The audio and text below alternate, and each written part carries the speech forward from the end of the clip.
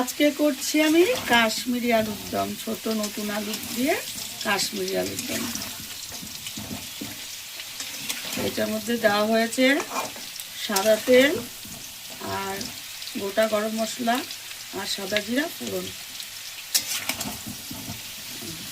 লাল করে ভেজে নিলাম। এই দেখো আমার আলুটা লাল করে ভাজা হয়ে গেল। এবার দিয়ে দেবো একটু আদা বাটা, একটু টমেটো কুচি,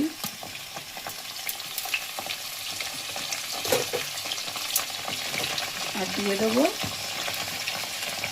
পরিমাণ মতো নুন।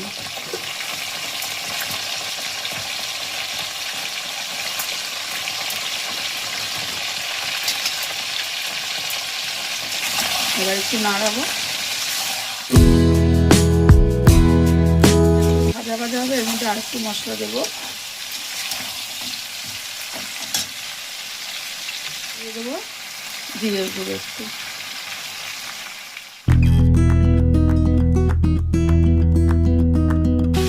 এবার হালকা একটু জল দিয়ে এটাকে কষাবো মশলাটাকে। যেহেতু আমি এটা হলুদ দেবো না,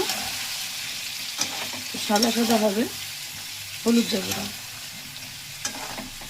এই মশলাটুকু দিয়ে একটু কষাবো। বেটে নিয়েছি, তো তোমাদের একটু বাটার আগে দেখানোটা উচিত ছিল। এটার মধ্যে আছে চালমগজ, কাজু, পোস্ত, তিল আর কাঁচা লঙ্কা। এই যে আমার আদা, টমেটো আর জিরের গুঁড়ো দিয়ে কষানো হয়ে গেছে। এইবার আমি তোমাদেরকে দেখিয়েছি এই পেস্টটা দিয়ে দেবো।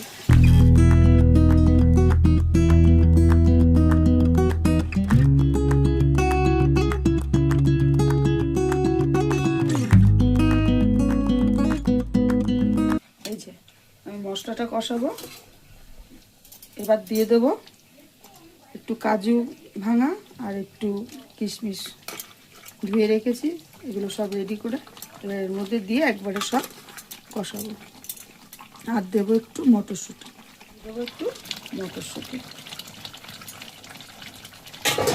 এবার দেখো, এবার আমি এটাকে কষাবো ভালো করে, একটু কষিয়ে নেব।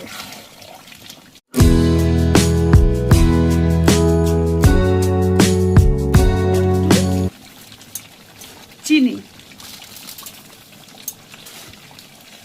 যার যেরকম পছন্দ সে সেরকম দেবে। পরিমাণটা বুঝে তোমরা সবাই দেবে। কালার করার জন্য হালকা একটু লঙ্কা গুঁড়ো দিলাম।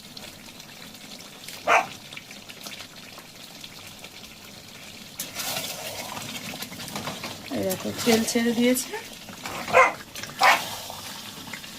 এই যে তেল ছেড়ে দিয়েছে,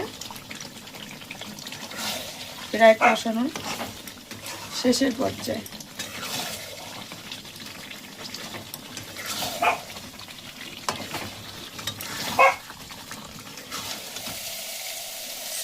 ও তোমাদের একটা জিনিস বলতে ভুলে গেছি, আমি এটার মধ্যে একটু হালকা কাসুরি মেথি দিয়েছি,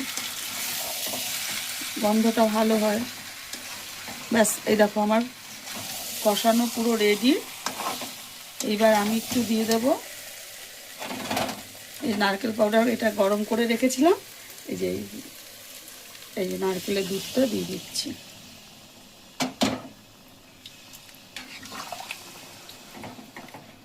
এটা একটু গ্রেভি মতো হবে, আর সাথে একটু আলুটাও সেদ্ধ না হয়ে থাকলে এই গ্রেভিতেই সেদ্ধ হয়ে যাবে।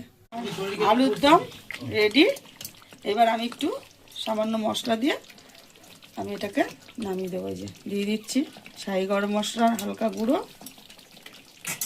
আর দিয়ে দিচ্ছি একটু ঘি।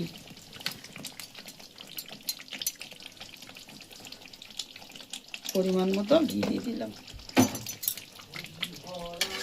আমার আলুর দম রেডি।